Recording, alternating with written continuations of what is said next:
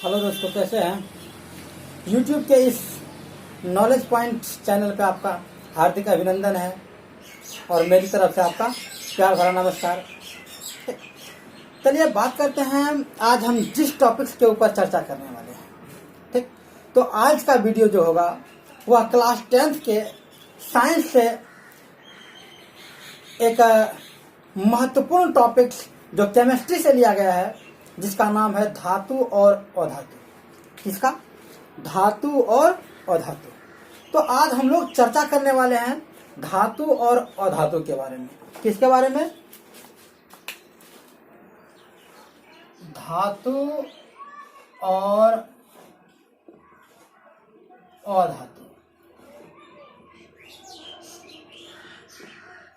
दोस्तों ये बहुत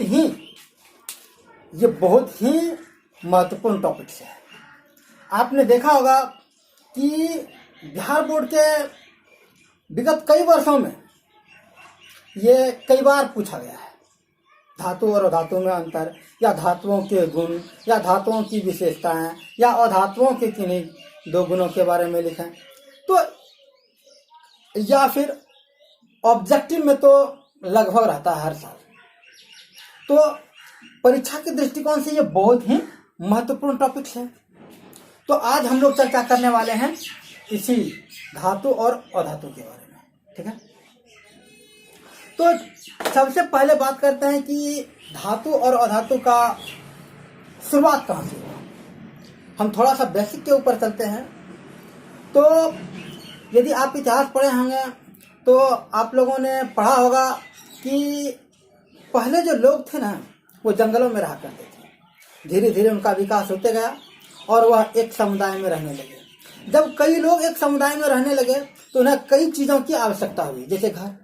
तो घर जब बनाने लगे तो धरती को गड्ढा किया गया उसमें घर तैयार करने के लिए। तो जब गड्ढा किया गया तो धरती के नीचे से, यानी कि धरती की जब खुदाई की गई या और किसी कारणवश, जैसे हमको गड्ढे की जरूरत है, पानी इकट्ठा करना है या गड्ढे में कुछ रखना है, जैसे सपोज दैट के लिए पशुपालन उस समय में बहुत ही ज़्यादा होता था। तो पशुपालन होता है तो आपने देखा होगा कि पशुपालन में जो क्या कहते हैं, गाय भैंस इन सब के जो गोबर वगैरह होते हैं, तो उनको क्या करते हैं, बहुत सारे लोग गड्ढा बना देते हैं, उसमें रखते हैं।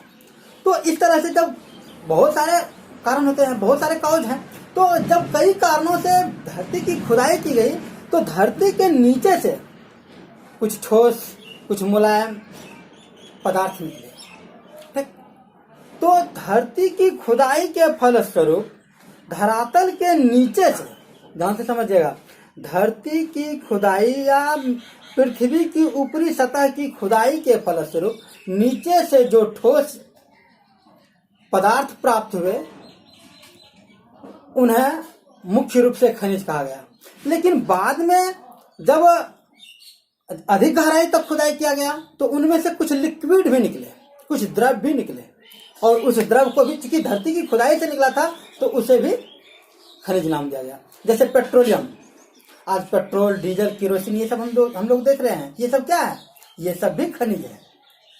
ठीक, लेकिन ठोस की बात करें, जितने भी हम लोग देख रहे हैं, लोहा देख रहे हैं, तांबा देख रहे हैं, सोना देख रहे हैं, चांदी, ये सब क्या है? ये सब भी धरती के नीचे से निकला है, तो ये भी खनिज है। यहाँ तक क्लियर? यानी कि धरती की खुदाई के फलस्वरूप जो पदार्थ ठोस या द्रव के रूप में बाहर आए उसे हम लोग खनिज कहें। अब इस खनिज में जो ठोस था उसे कई रंगों में देखा गया, कई रूपों में देखा गया, उनकी अलग अलग विशेषताएं थी। जितने भी धरती की खुदाई से जितने भी खनिज निकले ना, सारे खनिज की अपनी अपनी विशेषता थी। ये बात है कि कुछ समानताएं भी थी तो कुछ विषमताएं भी थी। ठीक? तो एक जैसे गुण वाले तत्वों को एक कैटेगरी में रखा गया और दूसरे गुण वाले तत्वों को एक कैटेगरी में रखा गया। बात समझ में आया? और ये कैटेगरी, इसी को कहा जाता है हिंदी में वर्गीकरण। इसे क्या कहा जाता है? वर्गीकरण। यानी कि खनिज का वर्गीकरण दो अलग अलग भागों में जो इन्हें बांटा गया, यह पहला प्रयास किया गया था वैज्ञानिक लभ्वाजे के द्वारा। किसके द्वारा? लभ्वाजे।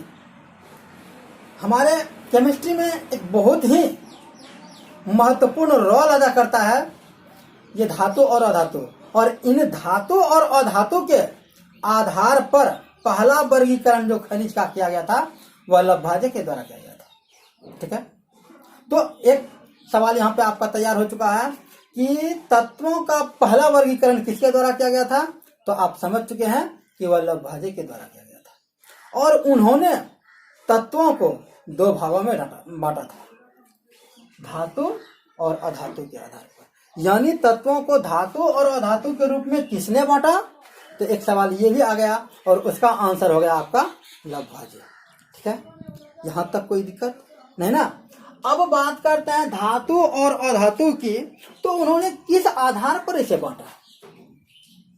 ये जो तत्वों का वर्गीकरण किया गया या किस आधार पर किया गया, तो उन्होंने इसका वर्गीकरण किया गया था उनको भौतिक गुणों के आधार पर। ठीक, अब जैसे भौतिक गुण किसको कहते हैं, तो भौतिक गुण जो सामान्यतः हमें दिखाई देता है, जैसे चमक, तो किसी तत्वों की चमक बहुत ज्यादा थी, किसी तत्वों की चमक कम थी। किसी तत्वों में बहुत सारे क्या कहते हैं कमी पाया गया चमक में, तो चमक के आधार पर किसी को पीटा गया तो वह चूर चूर हो गया, किसी को पीटा गया तो वह पसर गया, फैल गया। बात समझ में आ रहा है? किसी को पकड़ के ऐसे खींचा तो कोई खींचा गया और कोई टूट गया। यानी आघातवर्ग, पीटने को आघातवर्ग कहते हैं, यानी आघातवर्ध्यता, चमक, तन्यता या फिर उष्मा का चालकता। जैसे किसी जो खनिज निकला उसको गर्म किया गया तो गर्म उस सिरे पे किया गया, तो जैसे सपोज के लिए ये खनिज निकला है, इधर गर्म किए तो इधर भी गर्म हो गया, तो इसे कहते हैं चालकता। और किसी पदार्थ को देखे इधर गर्म किया तो इधर गर्म नहीं हुआ, तो ये इसको कहते हैं चालकता। यानी चालकता, चमक, आघातवर्ध्यता, तन्यता, इन सब आधार पर ही लभ्वाजे ने इन्हें बांटा था। किसने बांटा था? लभ्वाजे, इस वैज्ञानिक ने बांटा था धातु और अधातु को। किस आधार पर? तो भौतिक गुणों के आधार पर। किस आधार पर? भौतिक गुण के आधार पर। ठीक है, तो एक चीज मैं कहना चाहूंगा कि आप लोग पेन पेपर निकाल लीजिए और जितने भी मुख्य मुख्य बातें हम बतला रहे हैं सारे के सारे नोट करते जाइए। ठीक है, आपको बहुत ज्यादा कलेक्शन हो जाएगा, बहुत ज्यादा संग्रह हो जाएगा धातु और अधातु के गुणों के बारे में, और इनके हर चीज के बारे में आपको जानने के लिए यहाँ पे मिल जाएगा। ठीक, तो जब भी मेरा वीडियो देखिए तो पेन और पेपर लेके बैठिए। ठीक है, तो यहाँ तक हम लोगों ने देखा कि लभ्वाजे ने किस आधार पर बांटा था, तो भौतिक गुण के आधार पर बांटा था। ठीक है, और इसका आधार स्तंभ क्या था, इसका मुख्य बिंदु क्या था, तो इसका मुख्य बिंदु था आपका तन्यता, चमक, चालकता, आघातवर्ध्यता, इन गुणों के आधार पर। ठीक, अब एक तो यह आधार था, दूसरा जो इसका मुख्य आधार था, इनका मुख्य आधार जो था वह कौन सा था। ठीक, तो इन्होंने, किसने? लभ्वाजे ने जो तत्वों को बांटा, ठीक, तो उनमें से उन्होंने बांट तो दिया, लेकिन एक ही कैटेगरी में। जैसे सपोज के लिए बात करते हैं, इधर धातु ही उन्होंने रखा और इधर अधातु ही उन्होंने रखा, तो धातु में आ गया लोहा, मान लेते हैं लोहा, मान ली आ गया चांदी, आ गया सोना, तो इन सब, ये सब तो धातु ही है, लेकिन इनमें डिफरेंट है, इनमें भिन्नता है ना। लोहा, चांदी, सोना, पीतल, ये सब जो देख रहे हैं ना, इन सब में भी क्या है, इन सब में भी अंतर है, और इस अंतर को वह प्रूफ नहीं कर पाया। कौन? लभ्वाजे। यहाँ पे देख लीजिए, लभ्वाजे, यानी लभ्वाजे ने ये चीज नहीं डिक्लेयर कर पाया, इसके बारे में खंडन नहीं कर पाया, यह नहीं समझा पाया कि इनमें क्या भिन्नता है। उन्होंने जो अंतर किया वो सफल था, यानी कि लभ्वाजे का जो ये डिवाइडेशन था, वर्गीकरण था, क्लासिफिकेशन, ये उनका सही था, सफल भी हुआ, और आज भी हम लोग पढ़ रहे हैं, और हो सकता है आगे आने वाली पीढ़ी भी पढ़ेगा। लेकिन यदि कहीं चूक उनसे हुई तो उनसे ये चूक थी कि वो एक ही वर्ग में जितने तत्वों को रखा, इनके बीच जो डिफरेंस है, इनके बीच जो भिन्नता है, वह उन्होंने साबित नहीं कर पाया। ठीक है। इसके बाद अब उन्होंने जो इन तत्वों को रखा एक साथ, तो किन तत्वों को एक तरफ रखा, जैसे सपोज के लिए सबको रखा, तो ये तो भौतिक गुण हो गया। तो क्या सिर्फ और सिर्फ भौतिक गुण के आधार पर क्लासिफिकेशन संभव था? नहीं था। कुछ हद तक सही था, लेकिन पूरी तरह से सही नहीं था।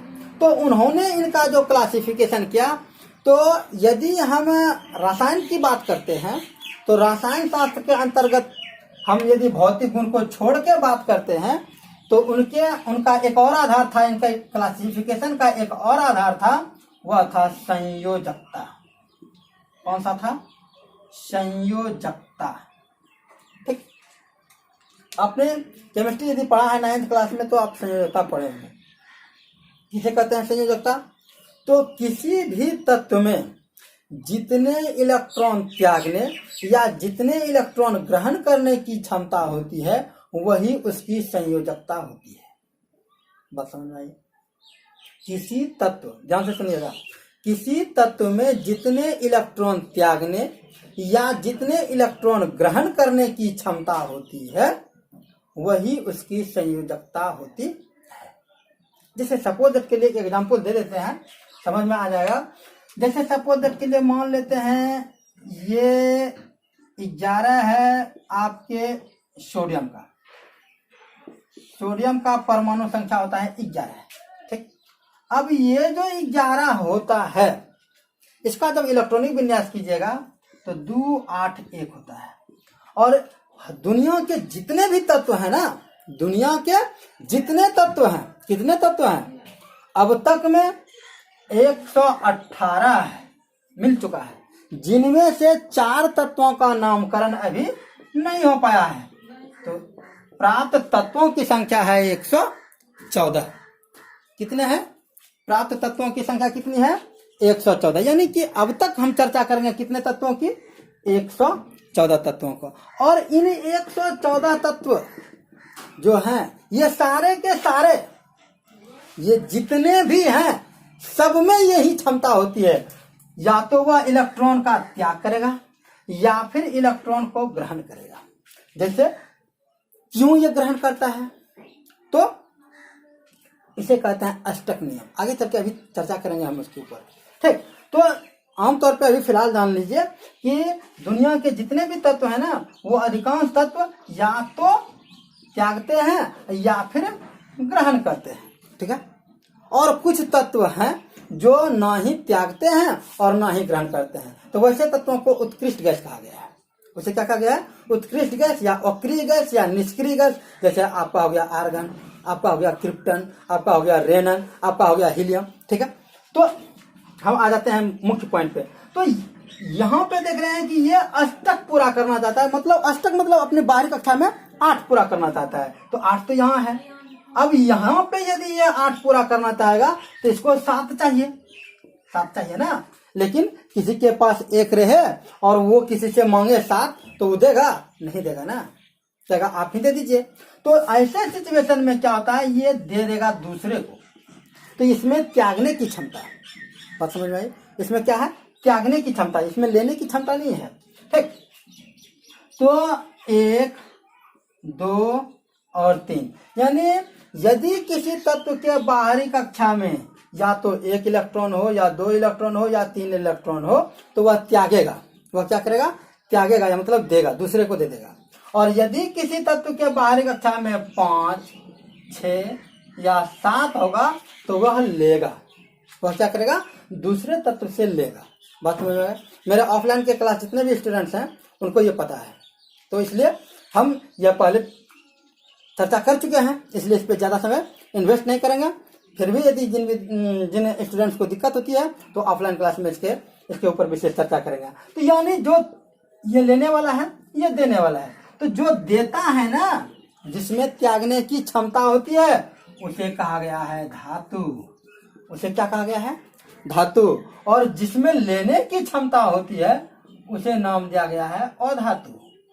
बात समझ में आ गई? यानी जो इलेक्ट्रॉन को त्यागेगा वह धातु होगा। तो आप एक चीज आप समझ में आ गया आपको कि यदि किसी तत्व के बाहरी कक्षा में एक इलेक्ट्रॉन हो, दो इलेक्ट्रॉन हो या फिर तीन इलेक्ट्रॉन हो, यदि किसी तत्व के बाहरी कक्षा में एक इलेक्ट्रॉन हो या दो इलेक्ट्रॉन हो या फिर तीन इलेक्ट्रॉन हो तो वैसे तत्व को क्या कहिएगा? उसे हम धातु कहेंगे। उसे क्या कहेंगे? धातु कहेंगे। और यदि किसी तत्व के बाहरी कक्षा में 5 इलेक्ट्रॉन हो, 6 इलेक्ट्रॉन हो या फिर 7 इलेक्ट्रॉन हो तो उसे क्या कहेंगे? उसे अधातु कहेंगे। बात समझ में आ गई? तो इसी संयोजकता के आधार पर लब्वाजे ने धातु और अधातु का क्लासिफिकेशन किया था। बात समझ में आ गई? यहाँ तक कोई दिक्कत नहीं ना? नहीं। चलिए, अब इन्होंने जो ये क्लासिफिकेशन किया, ये जो वर्गीकरण किया, तो इनमें इन एक जैसे समान गुण वाले जितने तत्व थे उनको एक कैटेगरी में जो रखा और इसके ऊपर चर्चा करने में जो वो असफल हो गया तो इसके ऊपर बाद के वैज्ञानिकों ने चर्चा की। ठीक, तो लब्वाजे के बाद जो दूसरा वैज्ञानिक आया था उसका नाम था डॉबरेनर। उसका नाम क्या था? डॉबरेनर।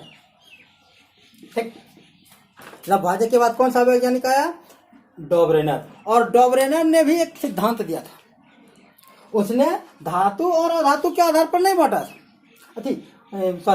उन्होंने तत्वों को जो था ना, धातु और अधातु के आधार पर नहीं, उन्होंने तत्वों का क्लासिफिकेशन किया। किस आधार पे? उन्होंने तत्वों का क्लासिफिकेशन किया परमाणु द्रव्यमान के आधार पर। किस आधार पर? परमाणु द्रव्यमान के आधार पर। नोट करते जाइए,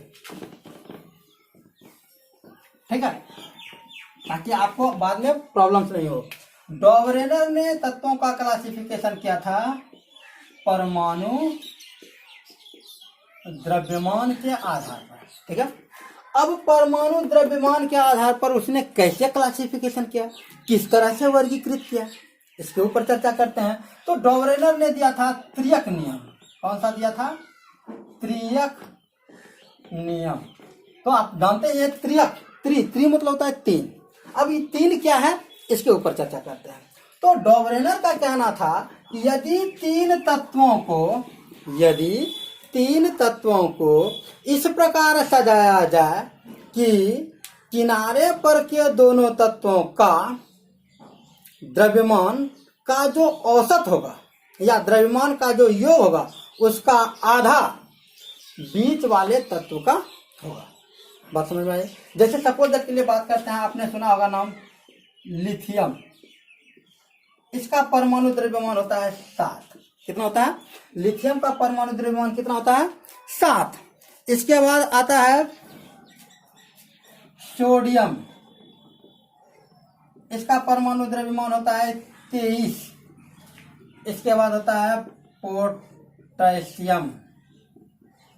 इसका परमाणु द्रव्यमान होता है 7,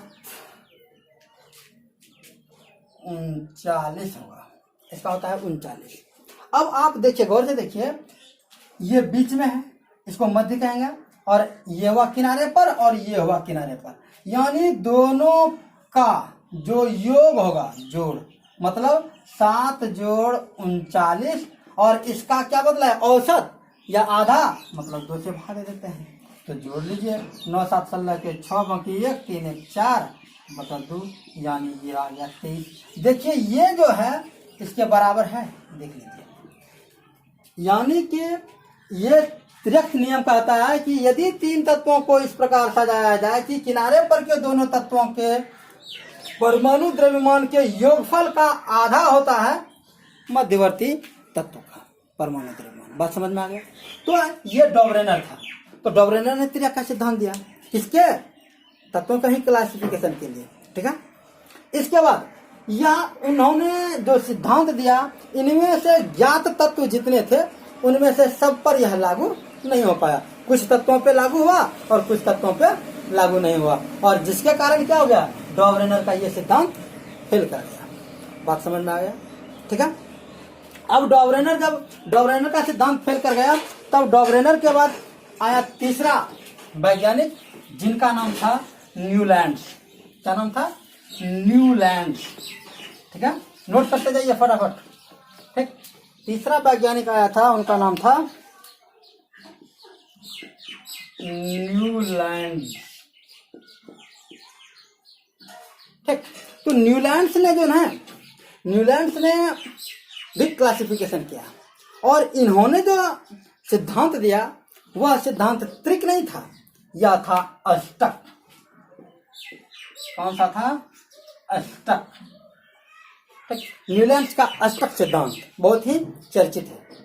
ठीक है, तो इन्होंने अष्टक सिद्धांत पर क्लासिफिकेशन किया, लेकिन इनका भी आधार यही था, परमाणु द्रव्यमान ही था, यही था।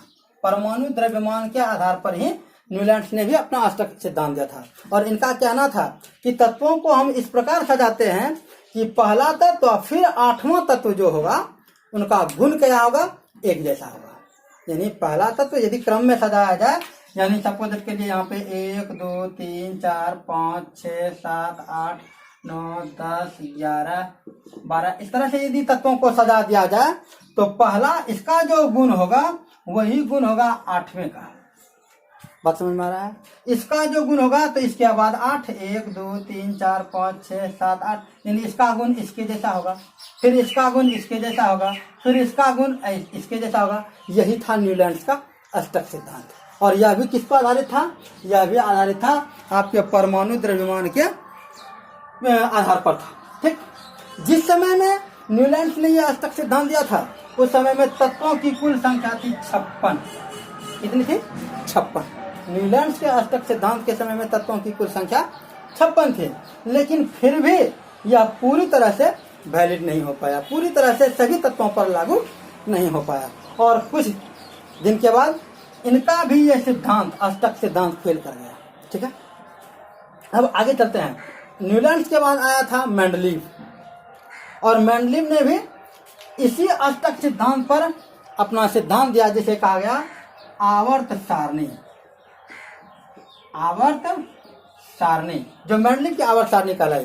ठीक है, तो इसकी चर्चा हम आगे चैप्टर ही आ जाएगा, आवर्त सारणी का एक चैप्टर ही आता है आपके क्लास में, तो वहां पे आवर्त सारणी की चर्चा करेंगे। ठीक है, तो यहाँ से लौट जाते हैं। हालांकि मेंडलीव की आवर्त सारणी में भी समस्याएं आई, और उन समस्याओं को फिर बाद में पूरा किया मोसले ने, और आधुनिक आवर्त सारणी दिया।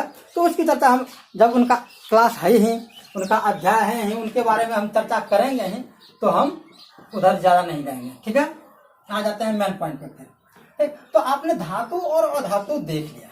ठीक है, कि किस तरह से उनका क्लासिफिकेशन होते गया, तत्वों का वर्गीकरण होते गया, और धातु का क्लासिफिकेशन किसने किया था। अब बात आते हैं भौतिक गुण। ठीक, तो यदि भौतिक गुणों की बात करते हैं, ठीक, भौतिक गुण धातु और अधातु, हालांकि हम अलग अलग चर्चा कर सकते थे।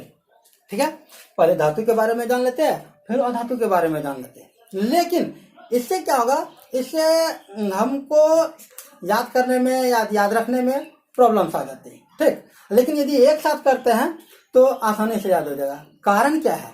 कारण ये है कि इसके जस्ट अपोजिट ये है, या इसके अपोजिट ये है, मतलब इसका उल्टा ये है और इसका उल्टा ये है। ठीक है, तो इसलिए हमें एक साथ तैयारी करने में बहुत ही ज्यादा सरल होगा। ठीक है, तो पहली बात करते हैं भौतिक गुण का। धातु और अधातु दोनों का साथ साथ करते हैं। तो धातु जो होता है ना, इसमें बात करते हैं, यहाँ पे पहला बात करते हैं भौतिक गुण का चमक। ठीक, तो धातु जो होते हैं ना, धातु में एक विशेष प्रकार की चमक होती है। बस में धातुओं में एक विशेष प्रकार की चमक होती है। जैसे आज के डेट में हम लोग देखते हैं सोना बहुत ही ज्यादा महंगा है। सोना की कोई विशेषता है नहीं, सोना को खाया नहीं जाता है और किसी काम में नहीं लाया जाता है। यदि यह इतना महंगा है तो यह अपनी चमक के कारण महंगा है। इसके अलावा इसमें कोई ऐसी विशेषता नहीं है जो मनुष्य के उपयोग में आ सके, सिर्फ और सिर्फ चमक के कारण यह इतना महंगा है। ठीक, तो धातुओं में एक विशेष प्रकार की चमक होती है। जैसे आप सोना ले लीजिए, चांदी ले लीजिए, तांबा ले लीजिए, लोहा ले लीजिए, इन सब में एक विशेष प्रकार की चमक होती है, ठीक है। जबकि अधातु जितने भी होते हैं ना, उसमें कोई चमक नहीं होती है, बस समझा। यानी अधातुओं में विशेष प्रकार की चमक नहीं पाई जाती है, जबकि धातुओं में एक विशेष प्रकार की चमक पाई जाती है। पहला समझ में आ गया। धातुओं में विशेष प्रकार की चमक पाई जाती है, जबकि अधातुओं में विशेष प्रकार की चमक नहीं पाई जाती है, ठीक। अब बात करते हैं चमक। इसके बाद दूसरा होता है इलेक्ट्रॉनिक विन्यास। इलेक्ट्रॉनिक विन्यास, इसका चर्चा अभी हम कर चुके हैं, इसका चर्चा हम कर चुके हैं। जैसे सपोज दैट के लिए इसका चर्चा कर चुके हैं कि धातु का जो इलेक्ट्रॉनिक विन्यास होता है, इसके बाह्यतम कक्षा में 1, 2 या 3 रहते हैं, जबकि अधातु के बाह्यतम कक्षा में 5, 6 या 7 रहते हैं। इसको हम लोग कहते हैं संयोजी इलेक्ट्रॉन। क्या कहते हैं इसको? संयोजी इलेक्ट्रॉन। यानी धातुओं के संयोजी इलेक्ट्रॉनों की संख्या 1, 2 या 3 होती है, जबकि अधातुओं के संयोजी इलेक्ट्रॉनों की संख्या 5, 6 और 7 होती है। इनमें से कोई एक होगा या इनमें से कोई एक होगा। यदि इनमें से कोई एक होगा तो वह तत्व धातु कहलाएगा, यदि इनमें से कोई होगा तो वह तत्व अधातु कहलाएगा। तो यानी हम क्या कह सकते हैं कि धातुओं के इलेक्ट्रॉनिक विन्यास 1, 2, 3 होते हैं, जबकि अधातुओं के इलेक्ट्रॉनिक विन्यास 5, 6 या फिर 7 होते हैं, ठीक है। 2 हो गया। तीसरी बात करते हैं, तीसरा चर्चा करते हैं आघात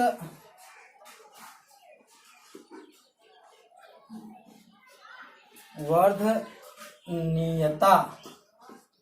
आघात वर्धनीयता मतलब क्या? आघात मतलब होता है चोट। यानी धातुओं पर जब हम चोट देते हैं ना, धातुओं पे जब हम चोट देते हैं, उसे पीटते हैं तो वह फैलता है, यानी पसरता है। बस में धातु को पीटने पर वह क्या होता है? फैलता है, पसरता है। जबकि अधातु को पीटने पर वह क्या होता है? चूर चूर हो जाता है। इससे क्या होता है? यह फैलता है। पीटने पर यह क्या होता है? फैलता है। जबकि यह क्या होता है? यह चूर चूर हो जाता है, ठीक है।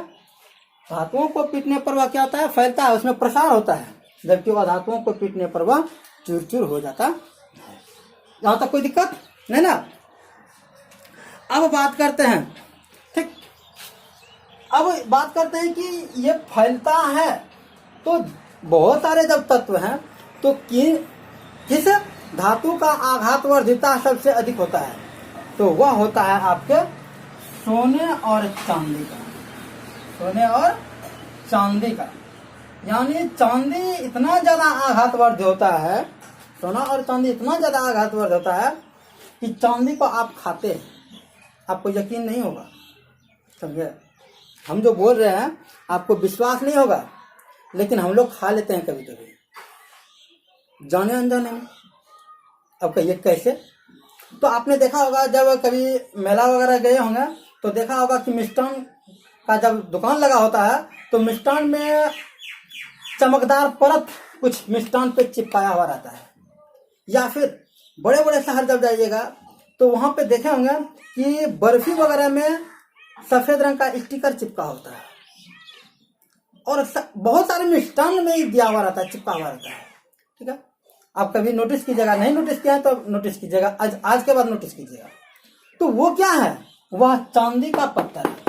वह किसका पत्थर होता है? वह चांदी का पत्थर होता है। यानी चांदी को पीट करके हम कागज से भी पतला बना सकते हैं, और वही पत्थर मिष्ठान पे चिपका रहता है, और जिसे हम लोग धरल्ले के साथ खा लेते हैं कभी कभी, ठीक है। जाने अनजाने खाया जाता है। जैसे हम मिष्ठान पर से छुड़ाने का कोशिश करते हैं, नहीं छूट पाता है तो चलो उसको अंदर ही डाल देते हैं, ऐसा कर लेते हैं कभी कभी। तो यानी कि क्या कह सकते हैं कि सबसे ज्यादा आघातवर्ध होता है कौन? सोने और चांदी। यहाँ तक कोई दिक्कत नहीं ना। चलिए, अब आघातवर्धिता के बाद चौथा आता है तन्यता। तन्यता मतलब तान। मतलब यदि धातु को हम पकड़ के खींचते हैं तो वह क्या होता है? वह लंबा होता है, वह टूटता नहीं है। यदि वह धातु को खींचेंगे तो वह टूट जाएगा, बात समझ में आए? यानी धातु क्या होते हैं? धातु तन्य होते हैं। धातु क्या होते हैं? तन्य होते हैं, जबकि अधातु तन्य नहीं होते हैं। अधातु को खींचेंगे वह टूट जाएगा, जबकि धातु को खींचेंगे वह नभर जाएगा, फैल जाएगा। बात समझे? यानी धातु से तार खींचा जा सकता है। नहीं कुछ समझ में आता है तो आप ये बोलिए कि धातु से तार खींचा जा सकता है। आप दुनिया में जितने भी तार देख रहे हैं ना, सब धातु के। बात समझ में आए? सब धातु के बने होते हैं तार। यानी धातु से तार खींचा जा सकता है, जबकि अधातु से तार नहीं खींचा जा सकता है। बात समझ में आ गई? धातु से तार खींचा जा सकता है और धातु से तार नहीं खींचा जा सकता है। ठीक है, अब बात करते हैं कि किस धातु से कितना तार खींचा जा सकता है। तो इस क्षेत्र में भी सोने और चांदी का ही बोलबाला रहा है। मतलब यानी कि तन्यता में भी सोने और चांदी का जोड़ नहीं है। कैसे? तो 1 ग्राम सोना या चांदी से 2 किलोमीटर लंबा तार खींचा जा सकता है। बहुत ही इंपॉर्टेंट है। बात समझ में आ रहा है? इसको नोट जल्दी कर लीजिए। 1 ग्राम सोने से 2 किलोमीटर लंबा तार खींचा जा सकता है। समझ जाइए इसकी तन्यता कितनी होगी। 1 ग्राम कितना छोटा होता है और उससे 2 किलोमीटर लंबा, बहुत ज्यादा तार खींचा जा सकता है। इसी से अंदाजा लगाया जा सकता है कि इसकी तन्यता कितनी होगी। बात समझ में आई? यानी धातु से तार खींचा जा सकता है और धातु से तार नहीं खींचा जा सकता है। यहां तक खत्म। आगे चलते हैं। तन्यता के बाद आपका 5वां होता है द्रवनांक और क्वथनांक। क्या होता है? द्रवनांक और क्वथनांक। तो धातुओं के जो द्रवनांक और क्वथनांक होते हैं वह प्रायः उच्च होते हैं। क्या होते हैं? उच्च होते हैं, मतलब अधिक होते हैं। और अधातुओं के द्रव्यनांक और क्वथनांक क्या होते हैं? निम्न होते हैं। बात समझ में आ रहा है? यानी धातु के जो द्रव्यनांक और क्वथनांक होते हैं वह क्या होते हैं? उच्च होते हैं। और अधातु के द्रव्यनांक और क्वथनांक क्या होते हैं? निम्न होते हैं। नोट करते जाइए कि धातुओं के द्रव्यनांक और क्वथनांक प्रायः उच्च होते हैं, जबकि अधातुओं के द्रव्यनांक और क्वथनांक प्रायः निम्न होते हैं। बात समझ में आ गया? अब इस धातु में कुछ धातु ऐसे होते हैं जो अपवाद में होते हैं। ठीक है, क्या होता है? अपवाद में होते हैं।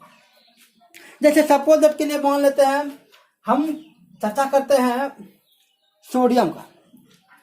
सोडियम और पोटेशियम, ये दोनों तत्व कहलाते तो धातु हैं, लेकिन ये एक ऐसे धातु होते हैं जो बहुत ही सॉफ्ट होते हैं, बहुत ही मुलायम होते हैं। ये भी बहुत बार एग्जाम में पूछा जा चुका है कि ऐसे कौन से धातु हैं जो चाकू से काटा जा सकता है, जो मुलायम होते हैं। धातु प्राय कठोर होते हैं, हम पहले ही चर्चा कर चुके हैं, लेकिन ये एक ऐसा धातु है जो मुलायम होता है, इसे चाकू से काटा जा सकता है। बात समझ में आ रही है? तो चाकू से काटे जाने वाला कौन सा धातु है? तो सोडियम और पोटेशियम। जल्दी से नोट कर लीजिए। ठीक, तो चाकू से काटे जाने वाला सोडियम और पोटेशियम है, ये मुलायम है। तो यदि ये मुलायम है तो इसका द्रव्यनांक और क्वथनांक क्या होगा? इसका द्रव्यनांक और क्वथनांक क्या हो जाएगा? यह निम्न हो जाता है। ये अपवाद में आ जाता है, इसे अपवाद में रखा गया है। बात समझ में आया?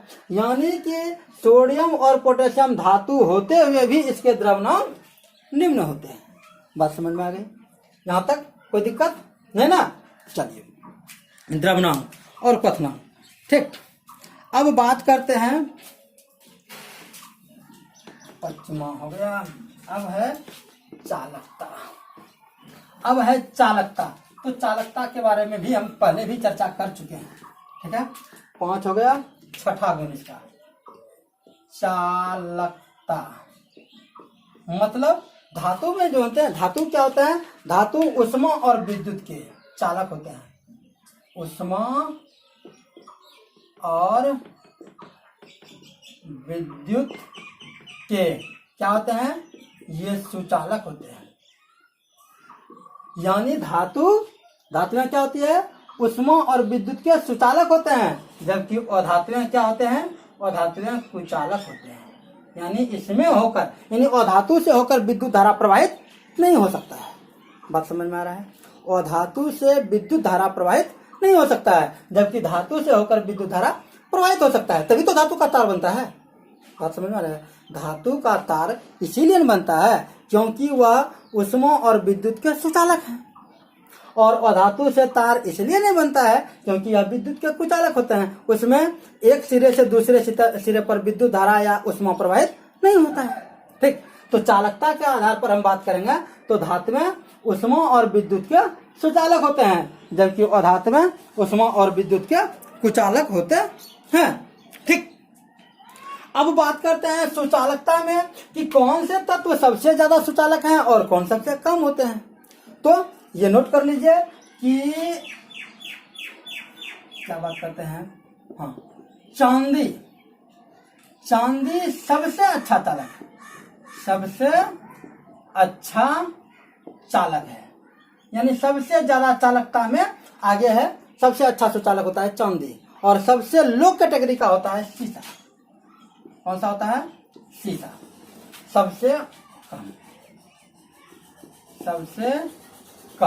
सबसे कम चालकता पाया जाता है शीशा में, और सबसे अधिक चालकता पाया जाता है चांदी में। ठीक है, सबसे अधिक चालकता किसमें पाया जाता है? चांदी में। जल्दी से नोट कीजिए इसको, सबसे अच्छा चालकता चांदी में और सबसे कम चालकता शीशा में होता है। ठीक, अब बात करते हैं चमक की, हम बात कर लिए थे। ठीक है, अब बात करते हैं, एक मिनट, थोड़ा सा, कठोरता।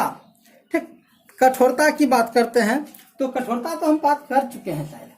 ठीक, तो कठोरता के बारे में हम बतला चुके थे कि धातुएं प्रायः क्या होते हैं। हाँ, अभी चर्चा किए थे, धातुएं प्रायः करके क्या होते हैं? कठोर होते हैं, और धातुएं क्या होते हैं? और धातुएं मुलायम होते हैं। ठीक है, ये भी नोट कर लीजिए, धातुएं प्रायः कठोर होते हैं और धातुएं मुलायम होते हैं। अपवाद में धातु में आ गया, अभी तुरंत चर्चा किए थे, अपवाद में आ जाता है पोटेशियम और सोडियम। ये क्या होते हैं? ये कठोर नहीं होते हैं, ये क्या होते हैं? मुलायम होते हैं, है ना। अभी तुरंत बदला है ना कि धातु में पोटेशियम और सोडियम एक ऐसा तत्व है या एक ऐसा धातु है जिसे चाकू से काटा जा सकता है। तो इसलिए यदि चाकू से कट रहा है तो इसका मतलब ये मुलायम होगा, तो यह अपवाद में आ जाता है। ठीक है, तो ये हो गया। इसके बाद 7वां आता है ध्वनि। क्या आता है? ध्वनि। मतलब क्या? मतलब ये कि धातुओं को पीटने पर, ध्यान से देखिएगा, धातुओं को पीटने पर एक विशेष प्रकार की ध्वनि उत्पन्न होती है। बात समझ में आ रहा है? धातुओं को पीटने पर एक विशेष प्रकार की ध्वनि उत्पन्न होती है, जबकि अधातुओं को पीटने पर यह विशेष प्रकार की ध्वनि उत्पन्न नहीं होती है।